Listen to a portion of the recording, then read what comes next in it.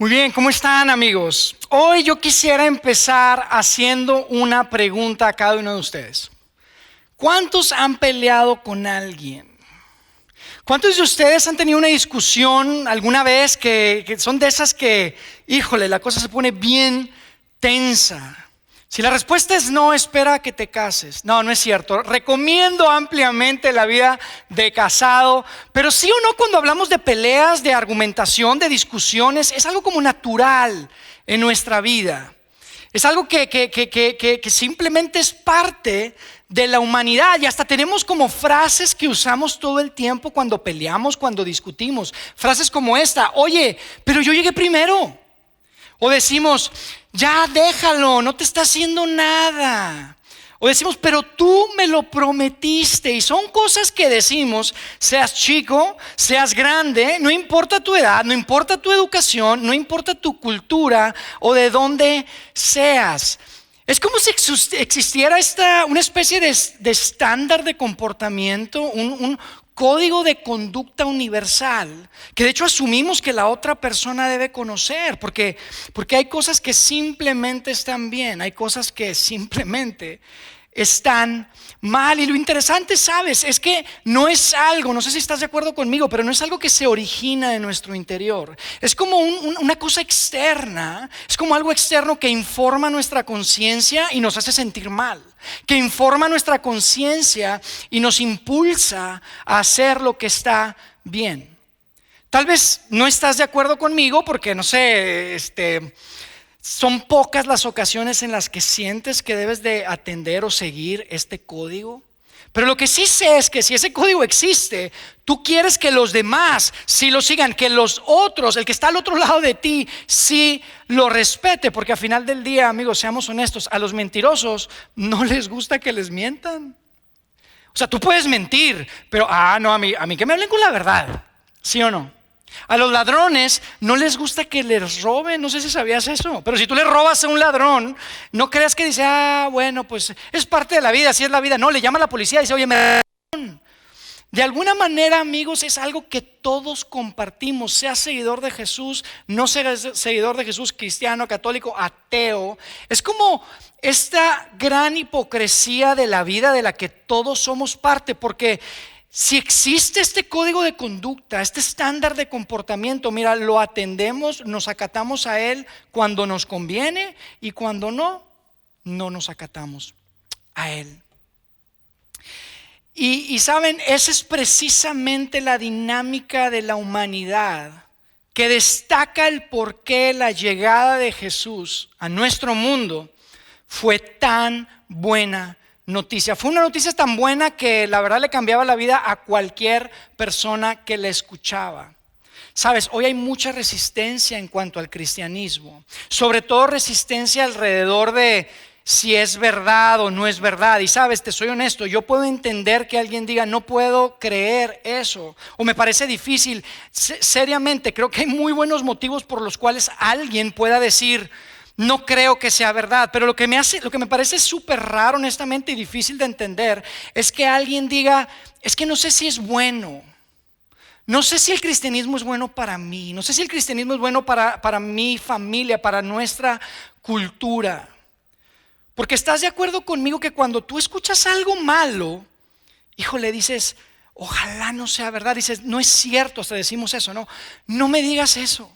No es cierto, porque es algo malo, no quieres que sea verdad. Pero cuando escuchas algo bueno, híjole, mira, probablemente no sea verdad, pero anhelas que sí lo sea. Deseas con todo tu corazón que sí sea verdad. Y escucha, cuando se anunció el nacimiento de Jesús por primera vez en la historia de nuestro mundo, se anunció como buenas noticias, de mucha alegría para todos. Y esta última parte, para todos, es la que a mí me hace tanto ruido, porque al igual que hoy, en aquel tiempo, yo creo que estás de acuerdo conmigo, generalmente las buenas noticias para unos son malas noticias para otros, ¿verdad que sí? Es difícil imaginarse algo que sea tan, pero tan bueno, que beneficie a todo el mundo. Y eso precisamente era la llegada de Jesús a nuestro mundo. Entonces, ¿por qué tanta resistencia? ¿Por qué esta resistencia sobre todo, no así es verdad, sino inclusive, oye, será bueno? Porque yo creo que todos deberíamos de anhelar con nuestro corazón que las buenas noticias de Jesucristo sean verdad. Y mira, yo creo que una de las razones es que nuestra versión contemporánea, la versión que tiene nuestra cultura el día de hoy del cristianismo, está muy alejada de lo que era originalmente. De hecho, te quiero leer un texto que queda registrado en el primer siglo de una persona que se llamaba Lucas. Él era un doctor, es un hombre que tenía un perfil de investigador y dice que investigó un montón de cosas y las dejó por escrito. Y fíjate lo que dice acerca de estas buenas noticias. En Lucas 16, verso 16, dice: la ley y los profetas se proclamaron hasta Juan. Y la ley y los profetas es simplemente el antiguo, lo que hoy conocemos como el Antiguo Testamento, la Biblia judía, los textos sagrados hebreos, que para los hebreos eran muy buenas noticias, pero no eran buenas noticias para todos. Hasta que llega Juan el Bautista, dice: desde entonces se anuncian las buenas nuevas del reino de Dios. Cuando llega Juan el Bautista a anunciar la llegada de Jesús y a decir que Dios iba a hacer algo completamente nuevo y diferente en nuestro mundo, fíjate lo que queda registrado. Dice: todos se esfuerzan por entrar en Él. Todos se esfuerzan por entrar en Él. Amigos, a donde quiera que Jesús iba, había un montón de gente. La gente quería ser parte. Y yo te digo algo: si la vida y el mensaje de Jesús no te parece buena noticia, es que probablemente nunca escuchaste la versión original, es que tal vez no entendiste la versión original. Porque puedo entender que se te dificulte creer, pero no puedo entender que no digas: si eso es verdad, eso está buenísimo.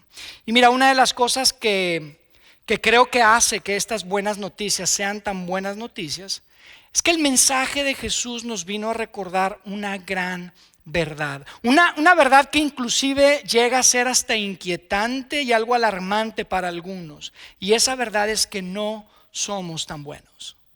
No somos tan buenos. Esa es la razón por la que los religiosos de ese tiempo les molestaba tanto Jesús, porque ellos creían y pensaban que eran súper buenos.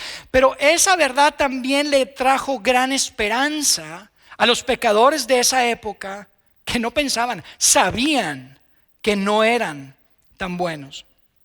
De alguna manera Jesús viene a nivelar el terreno de juego, a emparejar y a ponernos a todos en la misma página, en el mismo canal. Y mira, cuando yo me estaba preparando para hablar con ustedes el día de hoy y pensaba en esto que Jesús vino a hacer a nuestro mundo cuando viene a nacer como un pequeño bebé en el Medio Oriente, recordé algo que experimenté en noviembre del año 2013. Esta verdad de que no somos tan buenos. Probablemente si tú me conoces sabes que además de mi rol y el trabajo en Vidaín, en nuestra comunidad, yo tengo un trabajo en la industria de la tecnología. Y en noviembre del 2013, el presidente de la República, Enrique Peña Nieto, decidió presentar la estrategia digital nacional del país en el Museo de Antropología ahí en la Ciudad de México.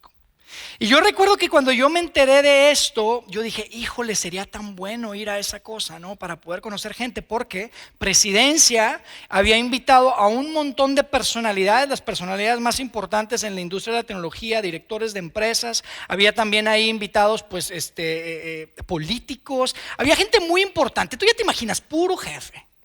Y yo recuerdo que cuando yo me enteré, yo le hablé a mi jefa en ese tiempo porque sabía que definitivamente a ella sí la iban a invitar, ¿no? Y le dije: oye, sería bueno que me permitas acompañarte, a ver si me puedes separar un espacio para ir a la presentación de la Estrategia Digital Nacional en el Museo de Antropología. Y mi sorpresa fue que un par de días después me llegó una invitación a mí, lo que significa que soy una de las personalidades más importantes. No se crean, no es cierto. Yo creo que estuvieron en la lista y poco a poco la gente fue cancelando y al final llegaron a mí. Pero el caso es que fui esa vez a escuchar al presidente Enrique Peña Nieto presentar esta estrategia. De hecho, tengo una fotografía por ahí. Yo estaba tan emocionado de estar ahí que hasta le tomé una fotografía. Mira, ahí estaba. Y amigos, ahí había pura gente pero mira, del más alto nivel, directores de empresas, políticos, senadores, había gente del gabinete, era gente que es esa gente que está acostumbrada a andar con guardaespaldas, ¿no? Con sus guarros y con los choferes. Y lo interesante que te quiero contar es que ese día, antes de entrar a la presentación del presidente, nos hicieron esperar 1 hora afuera. Y no solamente estábamos esperando en una cafetería sentados cómodos, nos pusieron de pie en filas esperando a entrar. Amigos, la gente que estaba ahí no había hecho fila desde que estaba en la primaria y la maestra de primaria les hacía tomar su distancia. O sea, era gente que estaba incómoda y lo podías ver. Pero ese día, entre toda esa gente importante, nadie era importante. Ese día, entre toda esa gente tan especial, nadie era especial. Si tú querías entrar a la presentación para escuchar al presidente, tenías que hacer fila y tenías que esperar, tenías que pasar por un detector de metales, tenías que ser cuestionado. No había nadie que pudiera decir: oye, ¿sabes qué? Tú sabes con quién estás hablando, hazte a un lado, déjame pasar. Nadie era tan bueno para hacer eso. Sabes que Pedro, a quien tú probablemente conoces como el apóstol Pedro, uno de los más famosos seguidores de Jesús, porque era su mano derecha realmente mientras estuvo acá. Antes de ser San Pedro, Pedro era un pescador. Era un hombre que tenía muy buena reputación en su comunidad, era un hombre de familia, era un hombre que tenía un negocio, un hombre de negocios con sus hermanos, tenía un negocio de pesca. Pero yo quiero que leamos juntos hoy la experiencia que tuvo Pedro cuando le cayó el 20 de qué tan grande era la buena noticia de que Jesús había venido a nuestro mundo. Y quiero que leamos precisamente también ahí en Lucas, lo deja registrado el doctor Lucas en el capítulo 5, y quiero que leas esta experiencia de Pedro y juntos la recorramos.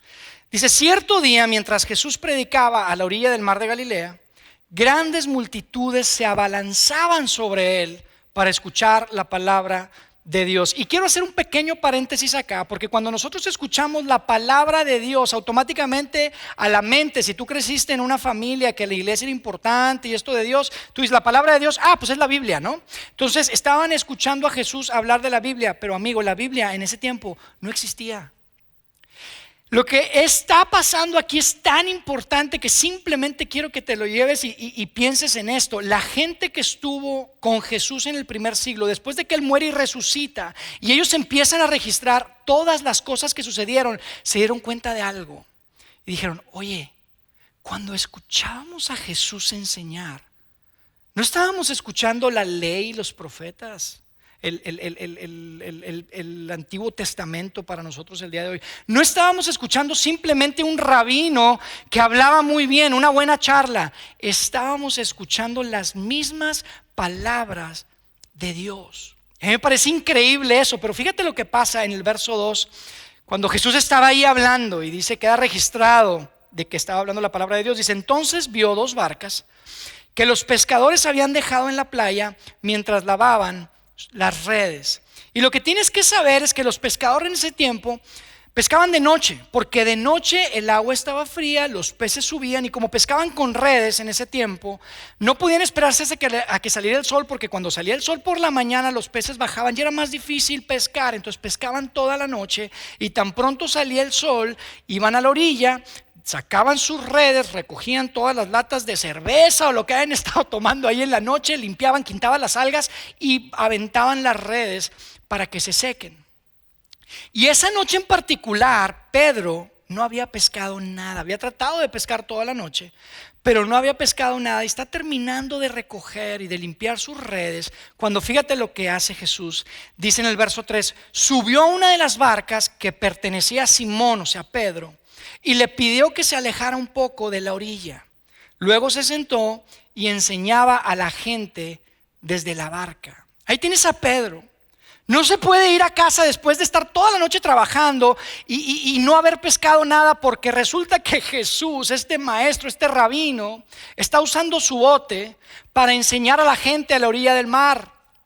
Entonces no puede hacer nada. Él probablemente ya quería ir a casa para darles la mala noticia de que no había pescado nada en toda la noche, pero tiene que esperar a que Jesús termine. Y cuando Jesús termina y que Pedro estaba probablemente listo para ahora sí recoger todo e irse a casa, Jesús le dice algo a Pedro y le dice: Pedro, llévame a pescar. Pedro, vamos a pescar. Y yo no sé qué pasó por la mente de Pedro ese momento. Probablemente yo tiendo a pensar que él dijo: ay, Jesús, mira, tú dedícate a la oratoria, hablas súper bien, pero el pescador soy yo. En el día no se puede pescar, es durante la noche. Aparte, toda esta zona, mira, ya me la barrí toda esta zona, no hay peces. Yo tiendo a pensar que tal vez pensó eso Pedro. O tal vez Pedro dijo: ¿sabes qué? Tan lindo que habla este hombre, porque Jesús acababa de hablar con la gente y tal vez pensó: mira, nunca he llevado un rabino a pescar, probablemente me trae buena suerte, pues no sé, hagámoslo. Pero el caso es que lo que queda registrado es que Pedro le dice a Jesús: Jesús, llevamos toda la noche pescando, no pescamos nada, pero solo porque tú me lo pides, vamos a intentar nuevamente. Y amigo, probablemente tú recuerdas la historia. Pedro y Jesús están en el bote, empiezan a ir a un lugar que seguramente ya había estado Pedro durante la noche anterior a tratar de pescar, lanzan las redes y empiezan a pescar. Y pescan, y pescan, y pescan tantos peces que llegó un momento que dice que se estaba hundiendo el bote, se estaba hundiendo la barca. Y ahí tienes a Pedro. Pedro no puede creer lo que está pasando.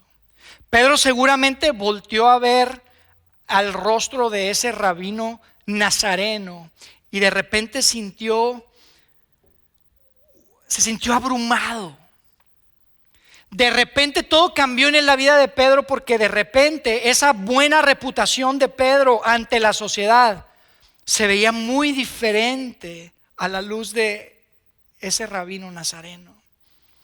De repente Pedro, estando en la barca, estando en ese bote lleno de peces, brincando, imagínate la escena. Y probablemente Jesús simplemente con una sonrisa.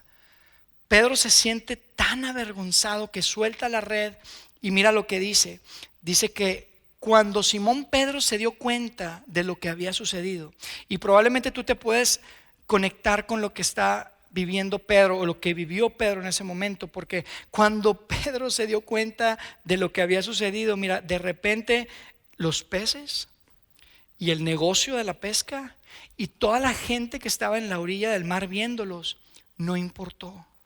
Mira lo que hizo Pedro, dice: cayó de rodillas delante de Jesús y le dijo: Señor, por favor, aléjate de mí, soy demasiado pecador para estar cerca de ti.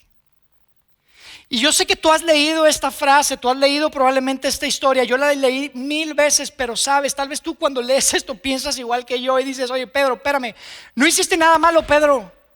¿A qué te refieres con que eres un gran pecador? No hiciste nada malo, de hecho hiciste algo bueno. Subiste a Jesús a tu bote, lo llevaste a pescar y como le hiciste caso te fue súper bien. La pesca de ese día era histórica, era récord. No hiciste nada malo, Pedro. ¿De qué estás hablando? ¿Por qué dice eso Pedro? Y Pedro me respondería a mí y te respondería a ti: Jair, no estoy diciendo que hice algo malo hoy, o que hice algo malo en este momento, o que hice un pecado particular. Lo que te estoy diciendo es que en presencia de este hombre, de repente me doy cuenta que esa reputación que yo tengo, o yo tenía, o esa reputación ante mi familia, ante la gente, no es tan buena. En presencia de este hombre aquí me doy cuenta que soy un pecador. Soy un pecador, le dijo Pedro. No soy tan bueno y nunca había estado más consciente de esa realidad. Pedro le estaba diciendo a Jesús: Jesús, necesito que te alejes de mí para poder sentirme bien conmigo mismo. Jesús, yo estaba bien con Pedro, así como estaba. Todo estaba perfecto hasta que llegaste tú, y de repente llegas tú y las cosas cambian por completo. Las cosas son diferentes. De repente estoy tan consciente de mi interior, de lo que soy y lo que no soy. Y yo creo que sin duda Jesús estaba parado ahí, no sé si estaban sentados en el bote lleno de peces, pero yo estoy seguro que Jesús tenía una sonrisa en su rostro cuando le dijo y le responde a Pedro y le dice: no tengas miedo. No tengas miedo, Pedro. Y sabes, le pudo haber dicho: tienes razón, Pedro, eres un gran pecador. De hecho, ¿sabes algo? Tu más grande pecado está en tu futuro. Porque un día tú vas a negar siquiera que hoy pasó, vas a negar que me conoces. Y Pedro, tú estás en los zapatos de mucha gente quisiera estar en tus zapatos por lo que vas a experimentar. Vas a experimentar cosas espectaculares, pero un día vas a negar que siquiera me conoces. Tienes razón, Pedro, eres un gran pecador. Pero no le dijo eso. Le dijo: no tengas miedo, porque precisamente porque eres un pecador, Pedro, es que estoy aquí. Esa es la razón por la que vine. Ahora, Pedro, sígueme y vamos a cambiar el mundo. Este mundo que hoy se trata de prestigio, se trata de niveles, se trata de poder, pero hoy vamos a introducirle al mundo buenas noticias. Hoy vamos a introducir un nuevo reino y hoy vamos a introducir una nueva clase de rey. Pedro, sígueme, le dijo Jesús a su amigo, a su discípulo. Y mira lo que pasó. Dice Lucas 5 en el verso 11: así que llevaron las barcas a tierra y dejándolo todo, siguieron a Jesús. Lo dejaron todo, amigos, pero le cambiaron la cara al mundo occidental. Y el viaje comenzó en el momento en el que Pedro le cae el 20, en el que Pedro se da cuenta: ¿sabes qué? No soy tan bueno. Sí soy bueno, pero no soy tan bueno. Y en presencia de ese Jesús, híjole, no, nada más no soy bueno, soy un tremendo pecador. Soy un tremendo pecador. Amigos, lo que hace que las buenas noticias sean tan buenas es que no somos tan buenos. No sé si estás de acuerdo conmigo y lo escuchaste, pero lo que hace que las buenas noticias de Jesús sean tan buenas es que no somos tan buenos. Seamos honestos, no cumplimos con nuestras propias expectativas, no estamos a la altura de las expectativas de otros. Si somos honestos, la verdad es que no solamente nos equivocamos y cometemos errores, a veces los planeamos, amigos. ¿A qué le llamas un error planeado? ¿A qué le llamas equivocarte planeado una y otra vez? ¿A qué le llamas lastimar a alguien o lastimarte a ti mismo? Esos no son errores. Jesús te diría a ti y a mí, te decía: amigo, esos no son errores, esos son pecados. Tú eres un pecador, yo soy un pecador, pero precisamente te diría Jesús: esa es la razón por la que estoy aquí. Esa es la razón por la que vine en el primer siglo a nacer como un pequeño bebé en un pesebre en el Medio Oriente. Amigos, Pablo, quien conoces probablemente como el apóstol Pablo, hablamos constantemente de lo que él escribió y lo que él vivió acá cuando estamos juntos, pero Pablo era conocido ante la comunidad y los religiosos como una de las mejores personas que tú te puedas imaginar. Este hombre era justo, era recto, guardaba la ley al pie de la letra. Si se trataba de lo que ellos entendían como mantener contento a Dios, él lo hacía súper bien. Pablo era el mejor. Era el hebreo de los hebreos, era el fariseo de los fariseos. Era súper religioso, seguía todo al pie de la letra. Pero ¿sabes qué es lo que Pablo dice cuando conoce a Jesús? ¿Sabes lo que dice Pablo cuando conoce a Jesús y tiene un encuentro con Jesús? Lo que dijo fue: soy el más grande de los pecadores. Soy el número 1. En la lista de pecadores, yo soy el número 1. Y tú dirías: ¿qué, Pablo? ¿De qué estás hablando? Yo pensé que eras súper religioso, que seguías todos los costumbres al pie de la letra. Tú eres fariseo de fariseos, hebreo de hebreos. ¿Cómo que eres el más grande de los pecadores? Y Pablo te diría y me dice a mí: lo que pasa es que conocí a Dios en un cuerpo humano. Lo que pasa es que me encontré con un Salvador resucitado. Y mira lo que escribe Pablo cuando escribe una carta a un grupo de seguidores de Jesús en Roma. Y es algo que estoy seguro que probablemente has escuchado antes, pero quiero que lo veas desde esta perspectiva. Esta fue la experiencia que tuvo Pablo con Dios. No te está apuntando y sacudiendo la mano, reclamándote o señalándote. Fíjate lo que dice Pablo en Romanos 3:23. Dice, pues todos han pecado. Todos han pecado. El terreno de juego está parejo. No hay quien sí, no hay quien no, no hay nadie que se libre. Todos han pecado. Y dice después, y están privados, o sea, se quedan cortos. Todos han pecado, todos se quedan cortos, porque ante Dios todos nos quedamos cortos. No importa quién seas. El nivel, el terreno de juego está nivelado, está parejo. El campo está parejo. Dice, todos han pecado y están privados de la gloria de Dios. Escucha, amigo, la razón por la que Pedro cayó de rodillas con Jesús cuando hubo esa gran pesca fue porque de alguna manera un poquito de gloria de Dios se escapó de la persona de Jesús ese día. La razón por la que Pablo cayó de rodillas cuando lo encontró rumbo a Damasco y no podía ni hablar es porque ese día se escapó un poco de gloria de Dios.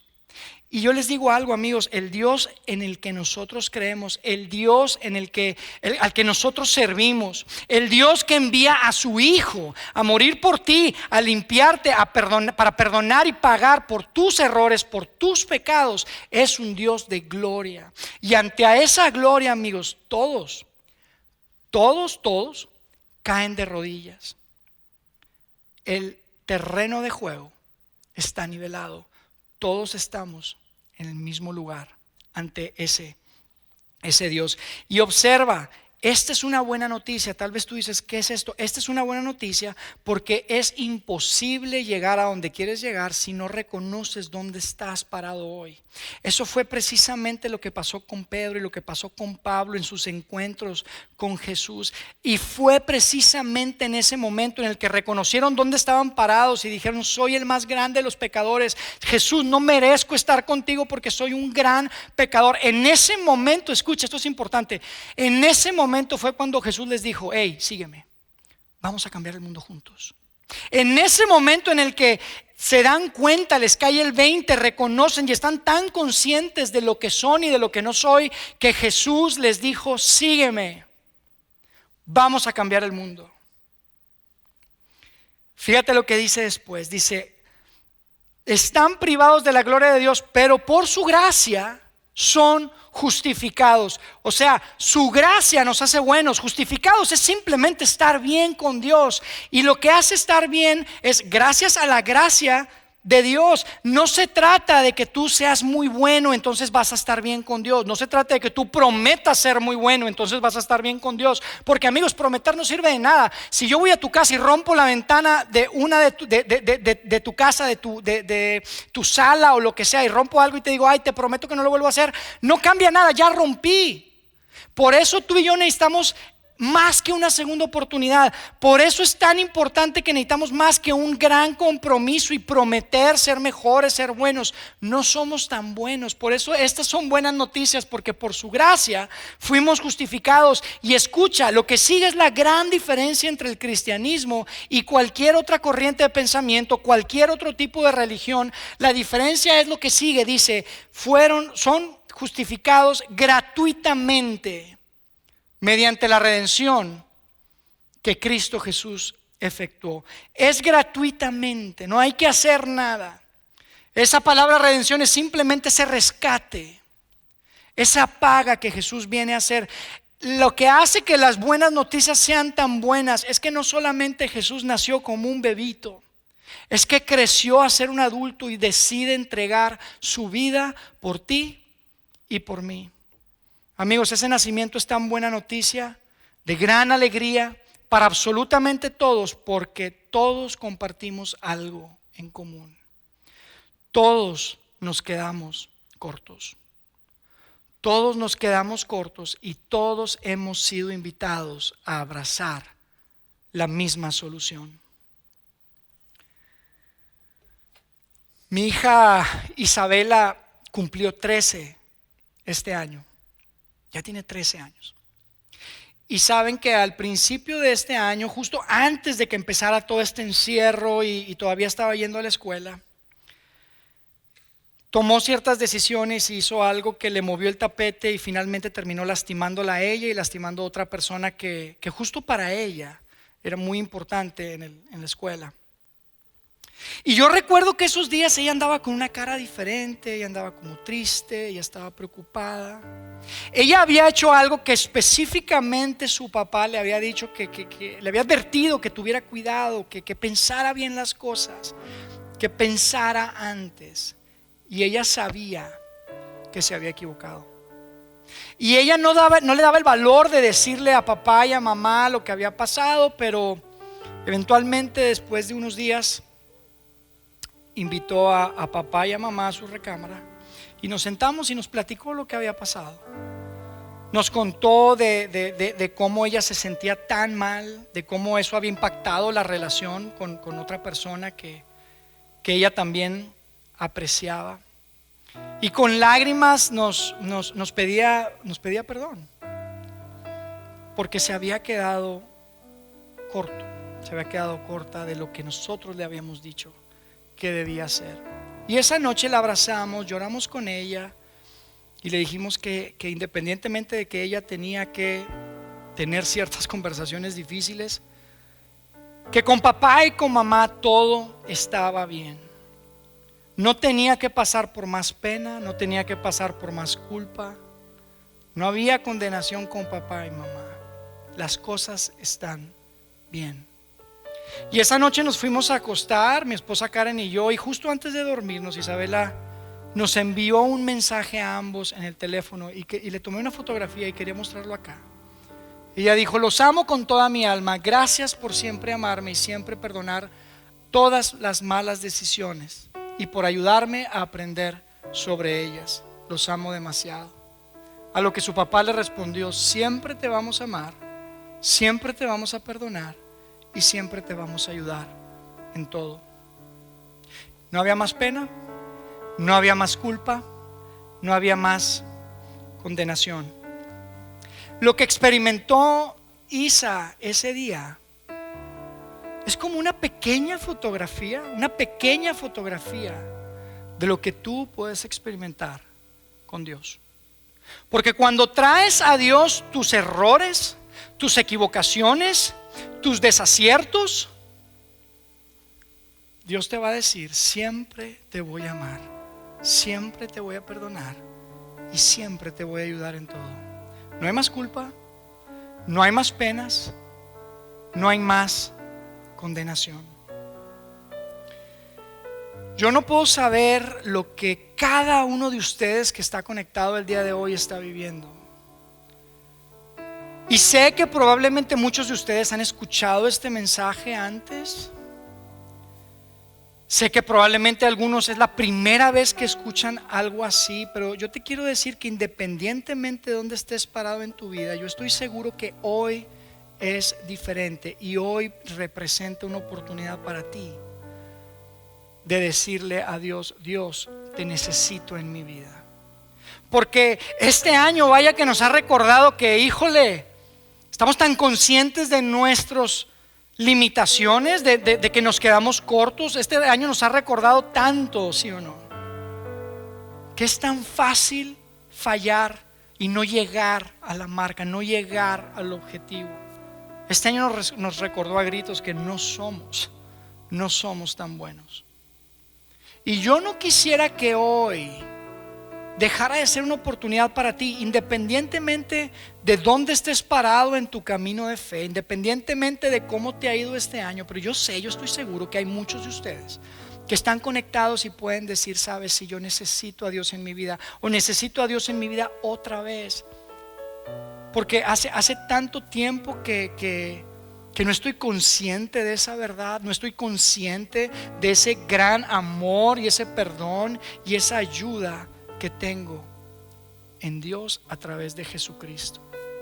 A ti yo te quiero invitar que hoy podamos establecer como un día Que juntos podamos recordar este día como el día en el que tú dijiste otra vez: Dios, quiero seguirte. Jesucristo, quiero seguirte.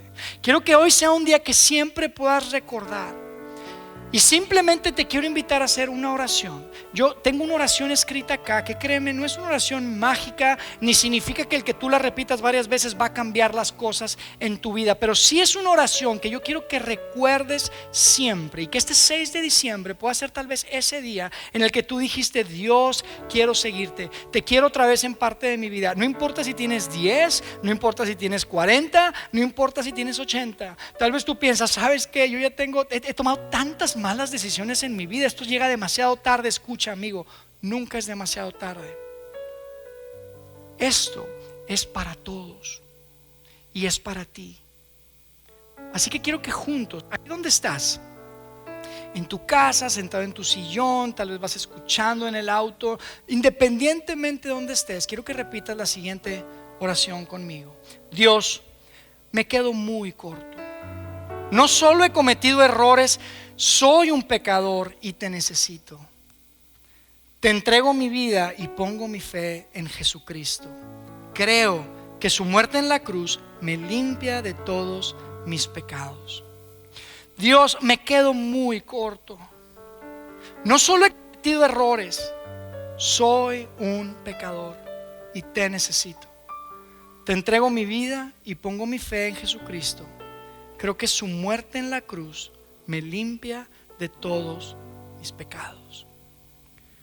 Amigos, yo espero que esta oración pueda ser simplemente un punto de partida para muchos de ustedes.